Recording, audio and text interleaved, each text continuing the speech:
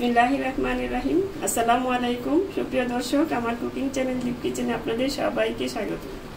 আজকে আমি করে দেখাবো শুটকি মাংস রান্না। যে কোরবানির ঈদের পরে সবাই শুটকি মাংস করে রেখে দেন, সেই মাংসটাই রান্না করে দেখাবো। অনেকেই বলে যে মাংস রান্না করলে শক্ত থাকে, আবার কি মানে খাওয়া যায় না, ভালো লাগে না, একটু কীরকম ছাবা ছাবা লাগে।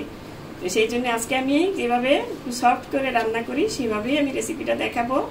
কীভাবে রান্না করলে সফট হয়, খেতেও ভালো লাগবে, বয়স্কদের জন্য খুবই ভালো, খাওয়ার জন্য মানে ওদের জন্য খুবই উপকারী একটা জিনিস, খেতে মানে খাওয়ার সময় খেতে ওদের খারাপ লাগবে না।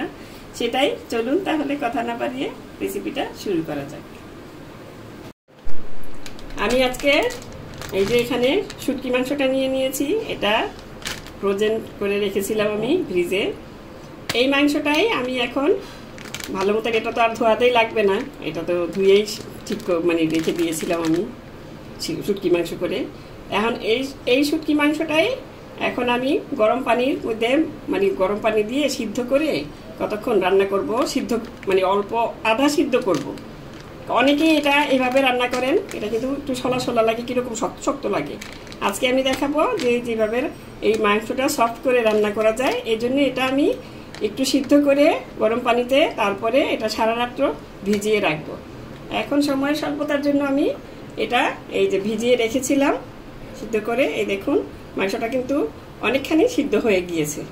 এখন এটা রান্না করলে হবে কি, রান্না করলে মাংসটা খুবই সফট হবে, আর মানে শক্ত শক্ত লাগবে না, সেটা খেতেও ভালো লাগে। এটাই আমি আজকে করে দেখাবো। এখন এটাকে আমি ব্লেন্ডার জারে দিয়ে একটা মানে ঘুরান দিয়ে নিব, যাতে করে মাংসটা একটু ভাঙা ভাঙা হয়, কিংবা হাত দিয়েও করতে পারেন, কিংবা পাটায়ও আপনি থেতলে নিতে পারেন। এভাবে করে তারপরে দেখাচ্ছি আপনাদের বাকি। এই যে মাংসটা আমি নিয়ে নিয়েছি, এই দেখুন একবার একটু ঘুরান দিলেই হয়ে গেল। এরকম আপনারা আবার একটু আরও আস্ত করেও নিতে পারেন, কিছু কিছু আস্ত আছে এখানে, এই যে এরকম। আমার কাছে এরকম ভালো লাগে, যদি আপনাদের আরও মানে অর্ধেক করে নিতে পারেন, মানে একটু আরও হালকা চেঁচে নিতে পারেন। এখন দিয়ে দিলাম এখানে আদা বাটা 1 চা চামচ, আর দিয়ে দিব রসুন বাটা 1 চা চামচ। ভরে ভরে রসুন বাটাটা দিলাম একটু, কারণ রসুন বাটাটা গরুর মাংসের মধ্যে একটু বেশি যায়। আর দিয়ে দিব এখানে ধনিয়া পেস্ট 1 চা চামচ, আর দিয়ে দিব এখানে হাফ কাপ পেঁয়াজ। আমি আজকে মাংসটা মাখিয়ে, যেভাবে মাংস মাখায় বসাই আমরা তাজা মাংসটা, সেভাবেই শুটকি মাংসটাও রান্না করে দেখাচ্ছি। আপনারা চাইলে এটা তেলে ভেজে নিতে পারেন, কিন্তু ওইটাও আমি রান্না করি, ওটা ওভাবে আরেকদিন দেখাবো। আজকে এটা দেখিয়ে দিলাম। 1 টেবিল চামচ মরিচ গুঁড়া, আর 1 টেবিল চামচের চেয়ে একটু বেশি দিলাম, শুটকি মাংসটা একটু ঝাল ঝাল হলে ভালো লাগে। আর দিয়ে দিব হাফ টেবিল চামচ হলুদ গুঁড়া। মরিচটা যতটুকু দিবেন, হলুদ গুঁড়াটা একটু কম দিতে চেষ্টা করবেন, কারণ অনেকে সমান পরিমাণ দেয়, এটা কিন্তু ঠিক না।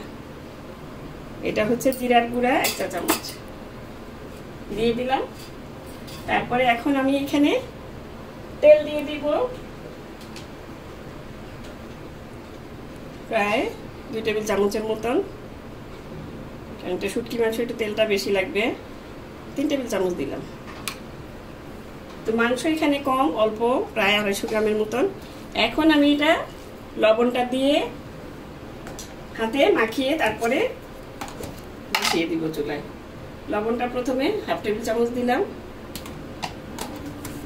এখন আপনি ভালো মতন মাখিয়ে নেবেন এটা, মাংসটা মানে মশলার সাথে ভালো মতন মাখিয়ে নিতে হবে। আমি গরম মশলার গুঁড়াটা আমি পরে দিব। আবার এক সময় গরম মশলার গুঁড়া ছাড়া রান্না করে দেখবেন, এটা ভালো লাগে অনেক খেতে। এভাবে ভালো মতো 2-3 মিনিট মাখাবেন মাংসটার সাথে, যাতে মাংসটার ভিতর পর্যন্ত মশলাটা মানে ঢুকে। যেহেতু এটা গুঁড়া করা মাংস, এটা এভাবেই ঢুকবে। তারপরেও ভালো মতন মাখিয়ে দিলে এটা খুব সুস্বাদু হয় খেতে। মাখানোর মধ্যে কিন্তু এটার স্বাদটা বেড়ে যায়। এই দেখুন প্রায় 2-3 মিনিটের মতন আমি ভালো মতন মাখিয়ে নিয়েছি। ওই যে বললাম মাখানোর মধ্যেই। এখানে একটা ছোট্ট মিডিয়াম সাইজের টমেটো আছে, এটা অপশনাল, আপনারা দিলে দিতেও পারেন, নাও দিতে পারেন। আমার কাছে ভালো লাগে সেই জন্যই দিলাম। এখন এটার সাথেও একটু মেখে তারপরে একটু হাতটা ধুয়ে, এই যে হাতটা ধুয়ে একটু পানি দিয়ে বসিয়ে দিবেন। এখন এটা আমি চলে যাচ্ছি চুলায়। এই দেখুন চুলাটা ধরিয়ে দিয়েছি, এখন চুলায় বসিয়ে দিলাম। এখন ঢাকনা দিয়ে ঢেকে এটা বলক আসা পর্যন্ত অপেক্ষা করব। তারপরে বলক আসলে একটু নেড়ে চেড়ে সিদ্ধ হতে দিয়ে দিব। এই দেখুন মাংসটা কষানো হয়ে গিয়েছে, মানে অনেকক্ষণ, আমি প্রায় 10 মিনিটের মতন কষিয়ে নিয়েছি মিডিয়াম আঁচে। এখন এটাতে শুটকির মতন মানে 2-3 বার পানি দিয়ে দিয়ে তারপরে এটা রান্না করে নিতে হবে। এখন আমি এখানে দিয়ে দিচ্ছি প্রায় 1/2 কাপের মতন পানি দিয়ে আবারও মিডিয়াম আঁচে এটা বসিয়ে রাখবো। এটা বয়স্কদের জন্য খুবই মানে খাওয়ার উপযোগী একটা রেসিপি, কারণ ওনাদের অনেক সময় দাঁতে ব্যথা থাকে, দাঁতে বুড়া হয়ে যায়, এই জন্য এই মাংসটা এইভাবে রান্না করলে ওনাদের খেতে সুবিধা। এখন নেড়ে চেড়ে আবারও ঢাকনা দিয়ে ঢেকে আবারও কিছুক্ষণ সিদ্ধ করে নিতে হবে, মানে কষিয়ে নিতে হবে। আঁচটা থাকবে মিডিয়াম আছে। এই দেখুন আবারও কষানো হয়ে গিয়েছে। এখন আমি এখানে দিয়ে দিব কিছু আলু। এটা দেওয়ার মানেটা আরেকটা হচ্ছে কি, এটা দিলে, আলুটা দিলে একটু মানে তরকারিটা একটু সুন্দর হয়, নরম হয়, সফট হয় আলুটা দিলে, এই জন্য দেওয়া। আপনারা নাও দিতে পারেন, এটা অপশনাল। তা আমি দেই, আলুটা খেতে আমার বাসায় সবাই পছন্দ করে, এই জন্য। আর মাংসটা একটু বাড়ে, সেটাও আছে। এই যে এখন ভালো মতন এটা আর একটু ঢেকে আমি আলুটা সহ কষিয়ে নিচ্ছি। এই দেখুন এটা কষানো হয়ে গিয়েছে।